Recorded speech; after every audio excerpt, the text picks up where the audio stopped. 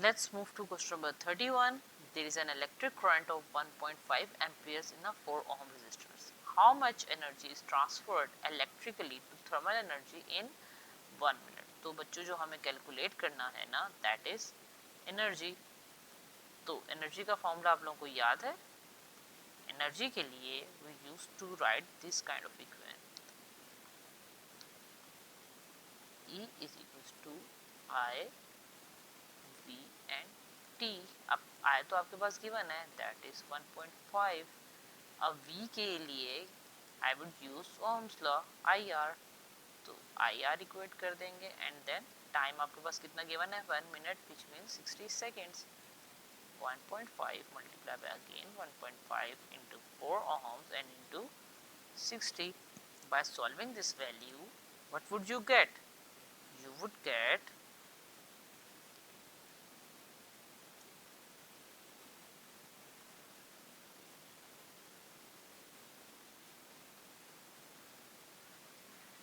540 joule. So C is your answer. Let's solve question number 32. A square coil is placed in a horizontal uniform magnetic field. The plane of the coil is perpendicular in the magnetic field. The coil is now rotated about the axis through P at a steady rate. The coil rotates through 180 degree. So 180 degree का मतलब ये है कि coil अभी यूँ vertical position में था, अब ये रोटेट होके इसके बाद एक रोटेशन में हॉरिजॉन्टल होगा और वापस ऑपोजिट डायरेक्शन में ही आएगा, बट अगेन वर्टिकल हो जाएगा. Which diagram shows how the EMF induce in the coil varies as it rotates 180 degree. अब बच्चों सिंपल सी बात है, जब भी मैग्नेटिक फील्ड परपेंडिकुलर होती है तो EMF उस वक्त आपकी क्या होती है, ज़ीरो. सो इट मीन्स कि इनिशियली आपकी EMF क्या होनी चाहिए, ज़ीरो. सो हम बी ऑप्शन और डी ऑप्शन को तो यहीं पे कैंसिल आउट कर सकते हैं. अब आगे वो क्या पूछ रहे हैं, आगे वो पूछ रहे हैं कि 180 डिग्री पे अगेन आपके पास what diagram shows that how electromotive force induce in the coil through 180. अब as I told you before कि पहले हमारे पास वर्टिकल था, फर्स्ट क्वार्टर साइकिल के बाद डेफिनेटली हॉरिजॉन्टल हुआ होगा एंड देन अगेन वर्टिकल हुआ होगा, बट रिवर्स हो गई होंगी अपवर्ड एंड डाउनवर्ड साइड्स. तो इट मीन्स कि 180 डिग्री पे भी EMF क्या होनी चाहिए, ज़ीरो. अब ए और सी दोनों में ज़ीरो तो है, बट अभी तक हमारा एक साइकिल हाफ साइकिल ही कंप्लीट हुआ होगा, यहाँ पे क्वार्टर आया होगा, क्वार्टर हमारा यहाँ पे नहीं आया होगा. तो अब इसको फर्दर रोटेट करेंगे तो दोबारा से ये हॉरिजॉन्टल होगा, दैट वुड बी ऑन 270. तो it means by this understanding we can say that A is our answer. Let's solve question number 33. Three pieces of equipment made of magnetic material as listed: the core of a transformer, the needle of a compass and iron fillings used to show a magnetic field pattern. Which pieces equipment act as a temporary magnet when used? अब बच्चों सबसे पहले core जो होता है वो temporary होता है, निडल ऑफ द कंपास एक परमानेंट मैग्नेट के साथ होती है, आयरन फिलिंग्स डेफिनेटली टेम्पररी होती हैं. सो 1 and 3 is your answer, C is your answer. Let's move to next question, that is 34.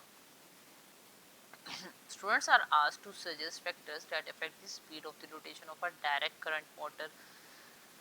Three of their suggestions are the strength of the magnet, the current and the number of turns of the coil. Which suggestions are correct? All three are correct, so we will go with 1, 2 and 3. So A is our answer.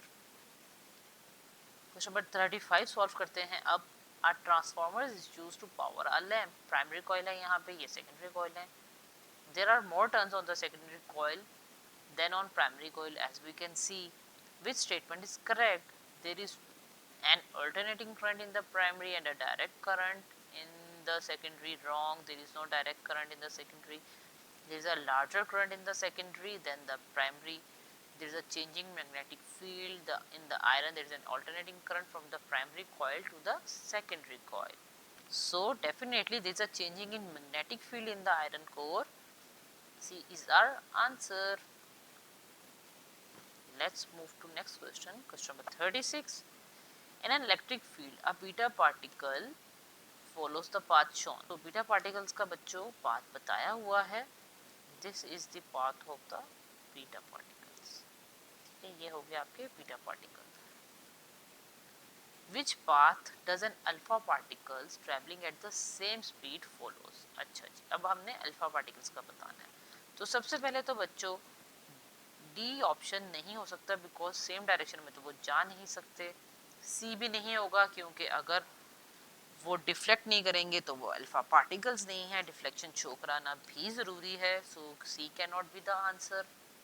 अब A और B में से definitely both are showing deflection, but which one would be the alpha particle is the question. अब exactly beta particle का वो path नहीं follow कर सकते, एग्जैक्टली उतना डेविएट नहीं कर सकते because they are way more heavier than beta particles. They are not lighter, so they will show some deflection but not a very high deflection. So B is our answer. Let's move to question number 37. Which row gives the sign of the charge on the nucleus of an atom and the sign on the charge of the electron? अच्छा बच्चों बहुत ध्यान से पढ़े. उन्होंने nucleus की बात की है. इलेक्ट्रॉन का तो हमें पता ही है कि नेगेटिव चार्ज होता है. मैं इसलिए यहाँ पे इंडिकेट कर रही हूँ न्यूक्लियस की बात की है क्योंकि समटाइम्स बच्चे ज्यूम करेंगे कि न्यूट्रॉन से कंफ्यूज हो जाएंगे और समझेंगे कि न्यूट्रल है. तो इलेक्ट्रॉन है तो नेगेटिव चार्ज होगा, तो आप ए को और सी को तो सिंपली रूल आउट कर दें. अब न्यूक्लियस के अंदर क्योंकि प्रोटॉन्स मौजूद होते हैं तो उनपे भी पॉजिटिव चार्ज होता है. तो answer is D. Let's move to question number 38. An isotope has a half-life of 6,000 years. How much time passes before the count rate of the emission from a sample of isotope decreases to 1/16 to the initial value? अच्छा, ऐसे question में students हमने क्या करना होता है, हमने half lives calculate करनी होती है एंड देन उसकी बेसिस पे हम टाइम कैलकुलेट करते हैं. सो लेट्स सपोज हमारे पास है इस वक्त लाइफ x. कितनी देर बाद हाफ लाइफ होगी? हाफ टाइम के बाद ये फर्स्ट हाफ लाइफ होगी, उसके बाद सेकंड पे 1/4 हो जाएंगे, फिर थर्ड पे क्या हो जाएगा 1/8 हो जाएगा, फिर फोर्थ पे जाके 1/16 हो जाएगा. तो अगेन 1 2 3 4 हमारे पास कब आई है? फोर्थ पे आया.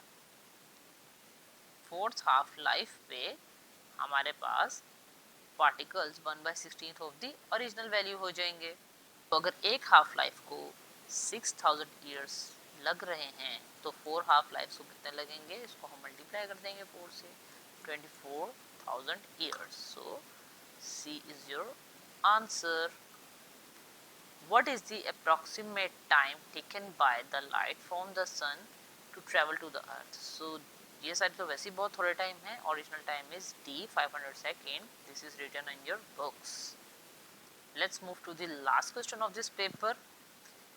Where in the solar system is the asteroid belt? Asteroid belt Jupiter के पास है and it is in between the Jupiter and the Mars. So let's find out between the sun, no, between the Mars and the Jupiter. So C is your answer. इसके साथ ही आज का हमारा ये paper भी ख़त्म होता है. आई होप आपको समझ आया होगा.